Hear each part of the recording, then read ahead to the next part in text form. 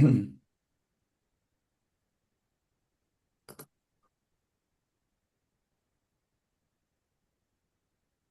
welcome to the second part of the Marketing Foundations webinar series, which is going to be on level up your website content. Thanks for joining today. We will get started in just a minute.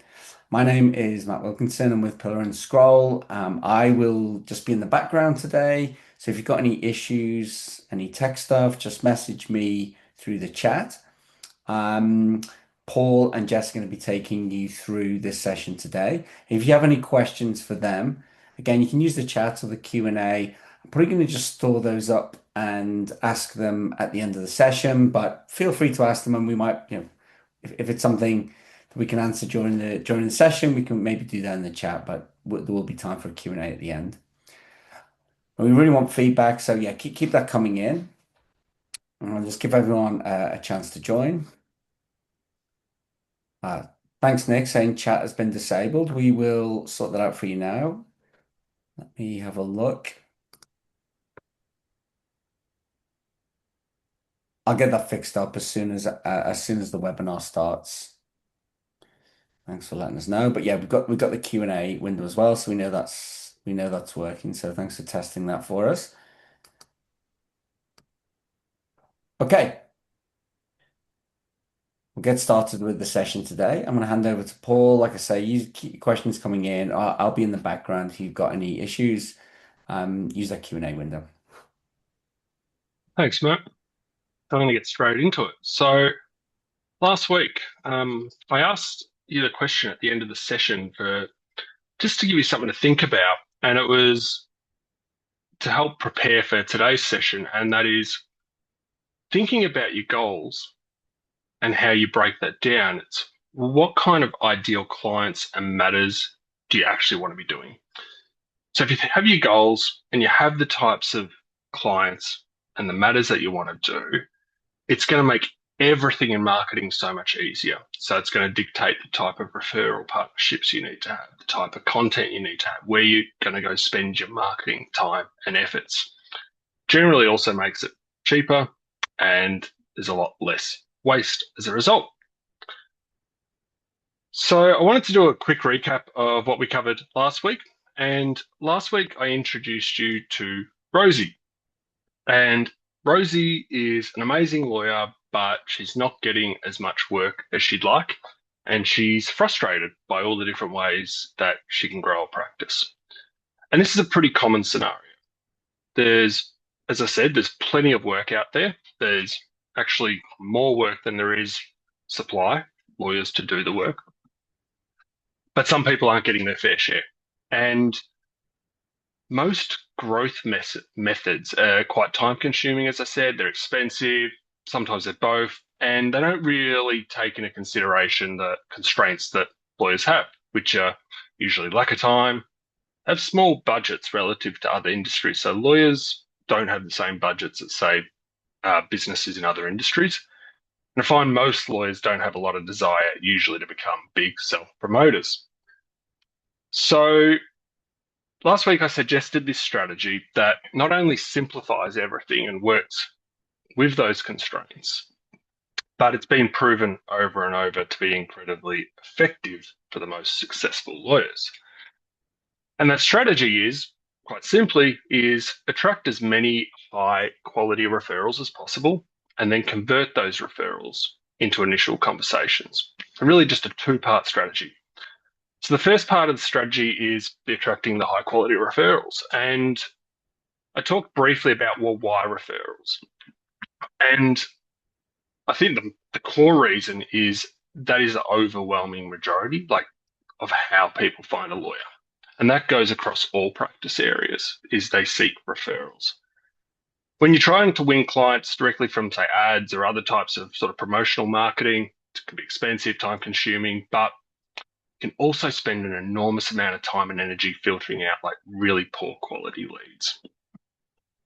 Second reason why referrals. Well, in my experience, is they're the easiest way to grow a practice for a lawyer when you take the right actions. It's not without work. It definitely requires work, but when it's approached proactively and with the right partnerships, it can be incredibly effective. And in my experience, I've seen it as the most effective strategy. That's across thousands of lawyers. So, as I said, I worked for 9 years as the head of marketing in law firms, and then another 11 as a service provider to law firms. And the most successful lawyers all use referrals as their primary source of new work. But referrals alone don't win clients. They just get you on the short list now. And so the second part of the strategy is focused on converting those referrals into initial conversations. And the internet changed everything. Pre-internet, a referral would automatically turn into an initial conversation that would usually lead to an engagement. And that's because, well, people could only learn about a lawyer by asking directly. So they just seek the one name. But now with the internet, they can research, they can do their own validation online, and they'll often go get multiple names from multiple referrers. When someone's looking for a lawyer, it's the most important thing in their life or business, and the stakes are high if they choose wrong. So they'll do everything they can to reduce uncertainty. And this is what we're going to cover today. They look for evidence that the lawyer can help them. So that's what we're going to get into today is, well, what kind of evidence? I'm going to run you through, just very briefly, the story of Alan, who I talked about last week to set this up. So Alan was selling his business. He's been running a successful yoga business for over 3 decades. He wants to retire, and he's just received an email from a private equity firm that wants to buy part of his business. And they've asked for an initial conversation. He has some idea of what the valuation is going to be, somewhere between 3 and 12 million. 3 is going to be enough to have an okay retirement. 12 is going to give him everything he wants, like from a retirement, his passion for travel, sailing, and so forth. And what does he do? So he needs a lawyer. He knows he needs a lawyer, and we know he doesn't go on Google and type in M&A lawyer, Sydney, for example. He calls his accountant or he calls another lawyer that he's worked with in the past, or perhaps like a fellow board member on the food industry association he's a part of, and he gets a name. And in this instance, he gets Rosie's name. The next thing he does is Google their name. He Googles the lawyer's name. And the first thing that's going to come up on Google, if your site's set up correctly, and we're going to talk very briefly about that in a moment, but the first thing that's going to come up is the lawyer's profile page. Now, the profile page is by far the most important page on a law firm's website. Like, you might have heard of the 80-20 rule. So like 80% of the outcomes come from about 20% of your inputs or effort. Profile pages are that for law firm websites. And when you provide the right content on your profile page, well, everything else becomes far less critical. And it's not that the other pages don't matter, but it's because most prospects, if you can answer all the questions on the profile page, they don't need to go and dig a whole lot deeper. But what are they looking for? And what will give them the answers they seek to reach out for that initial conversation? And there's really 2 categories of information that people are looking for when they're going through that decision-making process of how do I find a lawyer? And the first is, can that lawyer do the job? So it's a question of competence. It's like, is this lawyer equipped to handle my problem? And then the second is compatibility. Are they the right fit? And in these sort of 2 categories, you've got some sort of specific subsets of that. So these are just examples. There are plenty more, and certain practices have different factors, but these are some that I commonly see.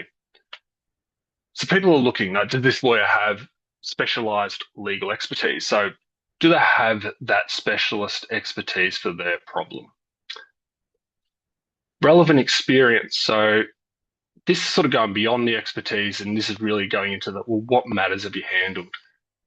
Can you demonstrate that you've dealt with situations, say, similar to theirs, like the types of clients that you've worked with, the outcomes that you've achieved for those types of clients? I covered this a bit last week, but I reiterate, it's like I'm yet to come across a practice area where experience isn't one of the most important deciding factors for a prospect. Qualifications is pretty self-explanatory. Most clients probably expect you to have a law degree if you're a lawyer, but for some practices, like secondary qualifications might be important to certain types of clients. So for example, a tax lawyer who's also a chartered accountant, well, that might be attractive to some types of clients. Broader support. So this is sort of covering like your capacity or your firm's capacity to handle the full scope of a client's needs.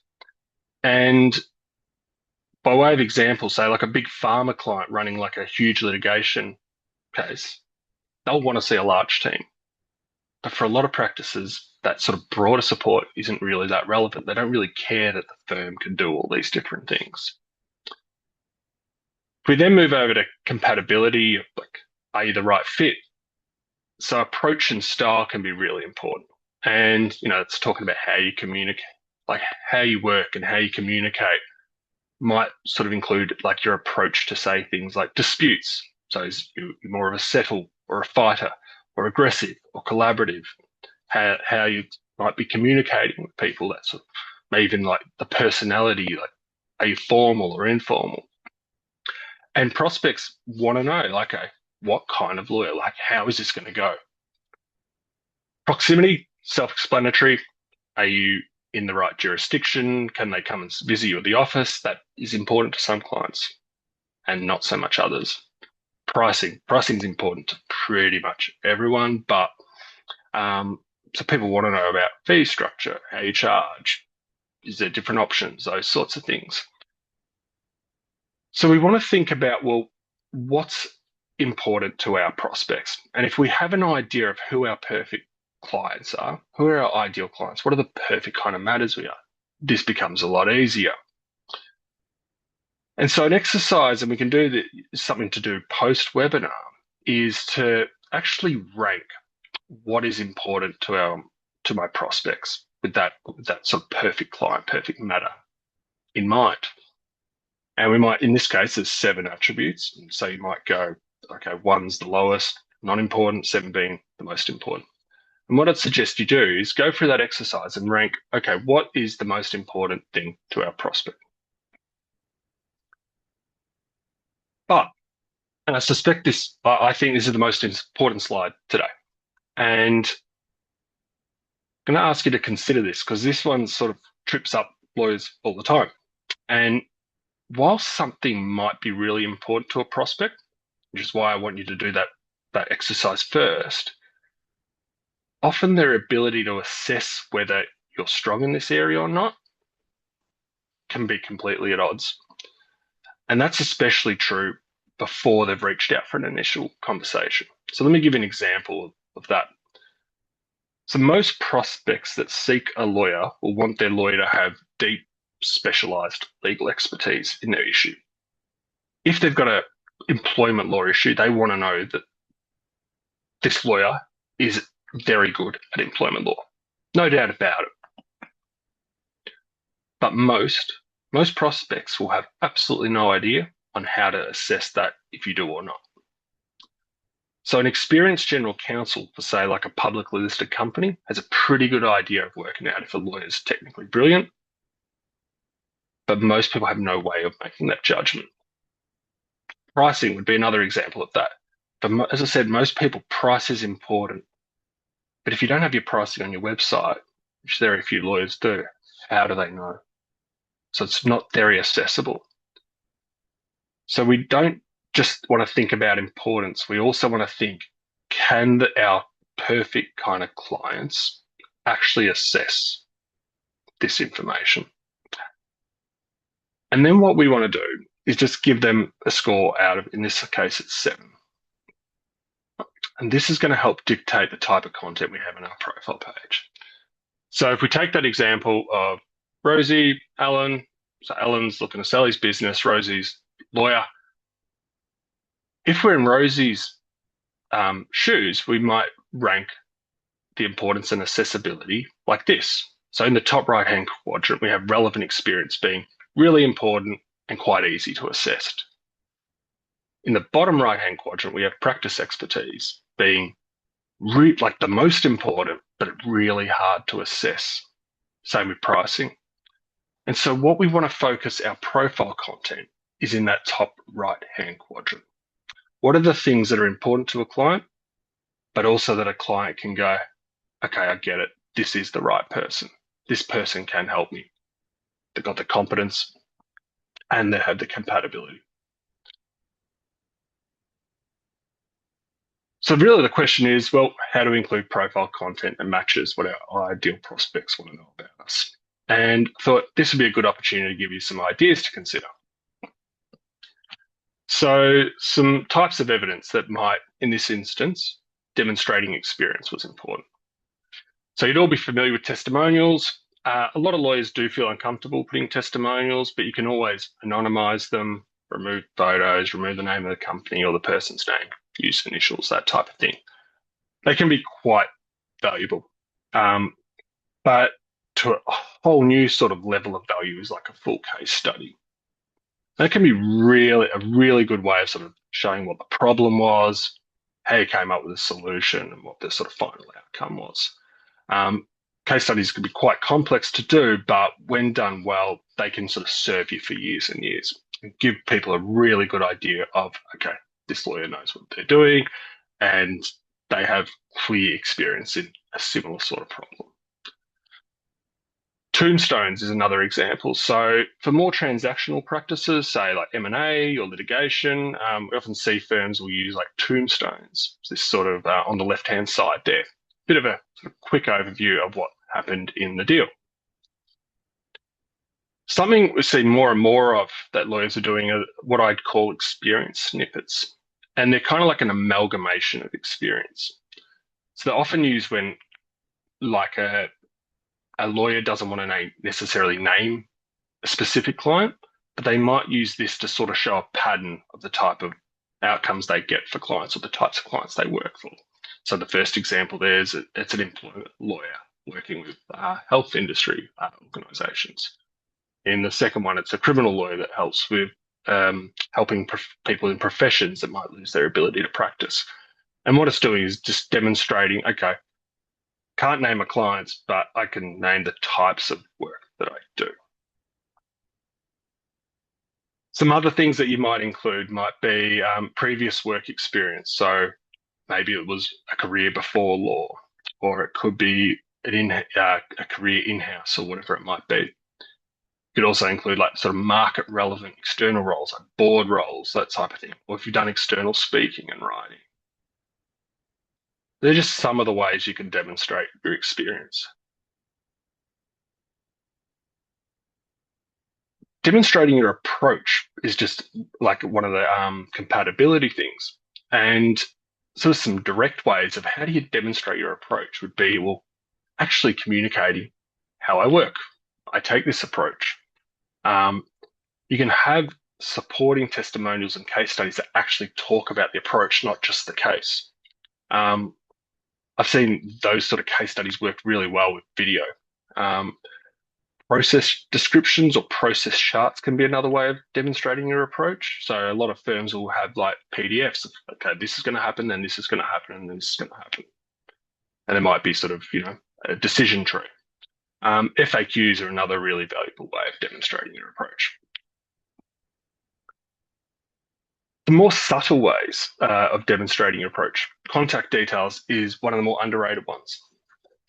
Lawyers will often say, I want clients to know that they can access me, but then go and put the reception line on their profile page, or no phone number, or don't include their email address, whatever it might be. So it's a subtle way of saying, okay, I'm going to be easy to work. I'm going to be able, you can contact me quite easily. The writing style is also I've seen lawyers more commonly now is writing their profiles in the first person. Comes across like, okay, this is going to be quite a warm thing. Or it can be really, really direct, and that gives that sort of approach of, well, this is what you're going to get. Finally, like photography or the web design can actually have quite a big impact on sort of subtly showing the approach of the lawyer. So if we take this photo, we've got this lawyer, it's got a stern look, wearing the three-piece suit, got the qualifications in the background and some old legal textbooks. That's going to give a subtle but pretty clear indication of what kind of lawyer this person is.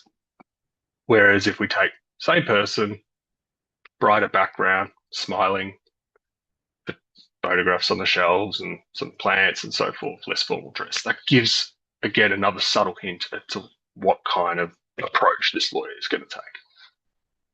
And finally, you've got the sort of, well, the receptionist taking a shot with their iPhone, which I'll never recommend. Getting your photos right is just such a clear signal to people of who are they going to be dealing with.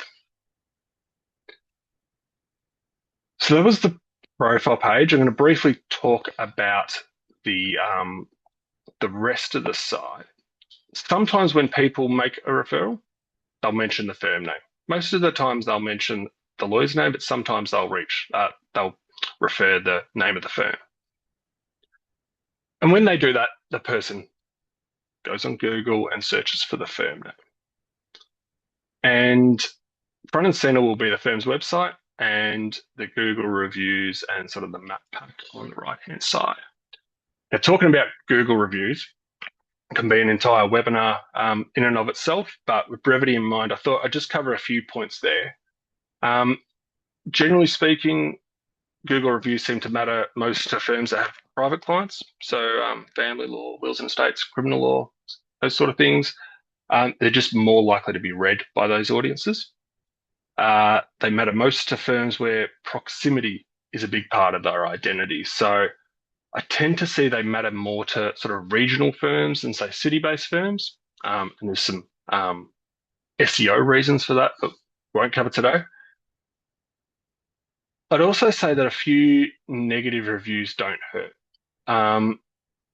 If the average is below sort of 4.5 and you've got a significant number of reviews, say 20 or more, people may be curious. Like if it's under 4.5, I think people are more likely to click and have a look at the negative reviews.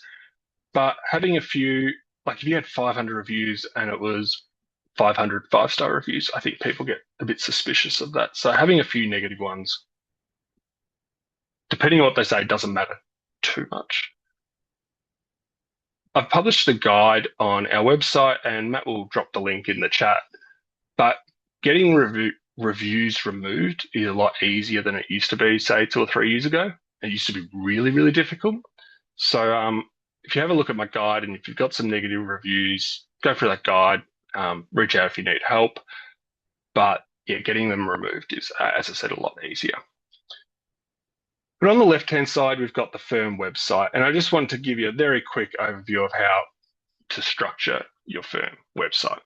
So I've sort of got like 4 iterations of this. And if you're a new lawyer just starting your own firm, at the minimum, you obviously need a homepage and you'll have like your legal pages, like your privacy policy and so forth. Next is at a bare minimum, you really want a people pages and expertise pages. And with the people pages, and this is how you need to structure it, is you have to have individual pages for each lawyer. So this is really critical for being able to get found on Google for the lawyer's name. We know that's the most common way people find the lawyer is to Google their name. You have to have an individual page for it to be able to get found. A lot of people put all the profiles on one page, big mistake. It also means that other referrers can't easily share that link with their contacts. Having expertise pages is important. The actual content on those pages matters far less than you'd think, but having it on there just gives the signal to the person reading the site, they do this. But the actual content matters far less than you might think. For larger firms or firms that are publishing regularly, you might have an insights section, so a blog, and you'd have individual articles. Having an about page can be a good idea with another section just for firm news. And in certain types of practice, having a client's like a month, and I put it in inverted commas because it depends on the practice area, but it might be industries or it might be like who we help. Those type of things can be useful. And for a more advanced from firms that are trying to really crank up engagement, having an events page can be really useful. So you can have a list of your upcoming events and also having a careers section as well. So if we get all the evidence on our website up there, and we've made the case, okay, you're the right lawyer, what next? So the referrals come in, and we're going to discuss referrals more in next week's session 3. You've provided the evidence. How do we get them? Like, they're going to reach out for a conversation, but what happens next? So we find most people will email the lawyer. They tend not to fill in forms as a first port of call. They don't go on the contact page. You might experience this in your own firm. They don't go on the contact page and fill out a form. They send an email. And then it's up to the lawyer on how do they respond. And this matters. This matters a lot. So the response isn't about just like getting that first conversation, but it's the response can sort of set the tone on how the prospect treats you from the outset. Like a really good impression can leave a lasting impact on how well they engage in just the whole process, and not even just the first part, like not the engagement, but the whole process, the whole matter. And a poor one, like a poor impression, can set you up for an uphill battle. Matt and I have talked about this, and Jess and I as well have talked about this so much, is that speed matters. So it is shockingly common for lawyers to take a long time to get back to prospects. It can be really quite slow. And that is often where most leads go to die, is actually the time. So my recommendation to help you get back to them as quickly as possible and set you up for that sort of like looking like really professional is to have a templated email. And so I thought I'd share a really brief example of what a templated email might look like. And so the first line is really just about acknowledging what they're reaching about in that context. Then you want to go into, well, be really clear about what's that next step. And there's usually going to be a conversation to see if there's a fit. The best practice I've seen that lawyers do is to offer a scheduling link. You would see this across other industries, but offering that schedule link to make that that first appointment. And you might even include, like, if it's appropriate or not, just about whether there's going to be a price or not for the first consult. The most important paragraph is this shows them right from the outset, backing up all the work you've done on your website, that you're the right lawyer for them. And what you're going to do is you're going to invite them to give you some information. And by giving it in a structured way, for them, they're going to get value from, well, if I give you the information, then the lawyer's going to be able to give more tailored advice, or not just provide generic information in that first consult. And for a lawyer, prepares you for that conversation. You can identify conflicts, assess the fit before the call, reduce time spent on just like fact finding in that first call. It just really sets you up to have a really good first impression. Shows you have your like practice sorted. The next paragraph just supports that, and it also gives you a bit of a get out of jail free if they're not a good fit. So you can actually say, well, we're going to go through what's going to happen, see if we're a good fit. But if we're not a good fit, well, I can refer you to someone who might be. Finally, I think signing off with really like, here's what we're going to cover, and you want to sort of bring up, like, there's going to be costs, obviously, and we're going to cover that in the meeting, so they're not left wondering. And that to me is like a perfect sort of email where you go, okay, we do this all the time. I'm going to make it easy for you to schedule a call, and I'm going to make it so that you can provide me with all the information quite easily so we can make the most of that first call.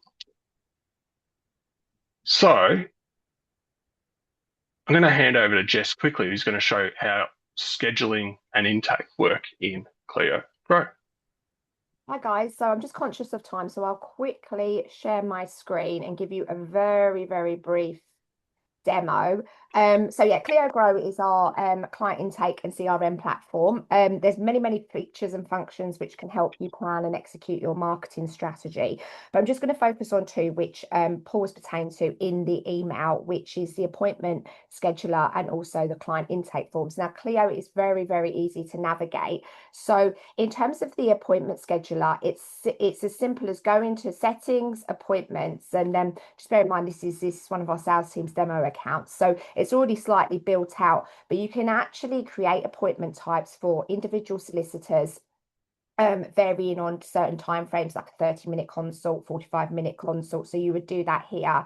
And then it all pulls together. So if you want to give and embed a link in an email for the entire firm, then it will pull for the full firm booking page. And you can actually just simply see that it appeared like that, and you'd have every solicitor. Then you could click on, have the option of, what appointment they will end up booking. Or if you wanted to do it for an individual solicitor, so say for myself or Rosalie Reynolds, you would just click on this here. That's what you would see when you clicked on the link embedded in the email. And you can easily, everything comes up with a link that you can literally just copy it and embed it in every email template that you send out. So super easy to manage.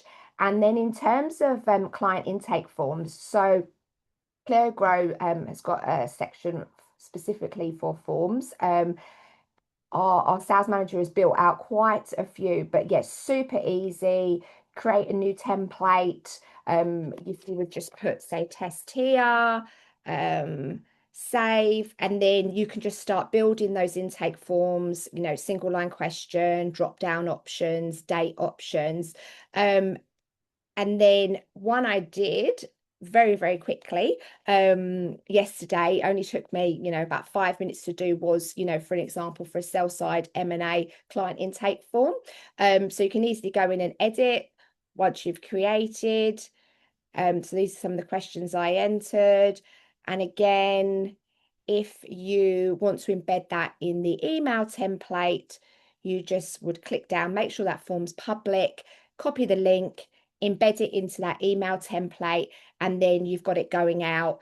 The potential client can click on it, fill in the intake form, and then submit, and you're ready to go. And that's it.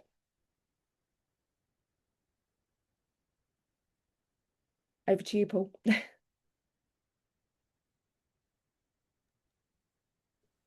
Thanks, Jess. So, did you want to just talk about like wanting to try? Anyone wants to try Clio? Yes. Sorry, share my screen. Oops. Yeah. There you go. So yeah, look, obviously that was a very brief overview of just a few of the Clio Grow features. But if anyone wants to learn more about what Clio Grow can do, feel free to reach out to me direct at that email. And we've actually got an offer running now for certain plans until the 31st of December with 25% off. So yeah, definitely reach out if you're interested in learning more. Thank you, Jess, and thank you, Paul, for that presentation. We're going to take questions in just a minute. I already have one, and if you've got any more questions, use the chat or Q&A to fire them in, and I will ask Paul and Jess about those. A few words about Pillar and Scroll before we get into that. So we are a marketing agency for law firms. As Paul said, over a decade of experience as a service provider and many years of experience before that working within law firms. So if you want to up your website or marketing game for next year, well, we'd love to have a chat. In fact, Paul would love to have a chat. Just like he suggests, he's very available and fast and all of those things. So there's his email address. Paul.evans@pillarandstraw.com. I'm going to throw all these links into the chat in just a second. So you've got them. We'll send up a follow-up email as well. We also offer a free website review, which is a really useful tool. Only takes 3 minutes and will give you the good, bad, and ugly of your firm's website. I'll put the link in the chat for that in just a second as well. And then just in terms of next week's session, that's going to wrap up this three-part webinar series. And we're going to be looking at how to get more referrals and better referrals as well. But both of those things really important. And that's going to tie together everything we've been talking about over the last couple of weeks. So thanks for coming today. Hope to see you in that session.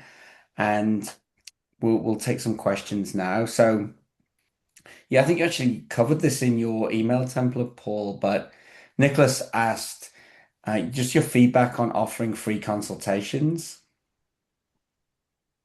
Yeah, it's a common question we get actually, and I think the answer is it depends on the context.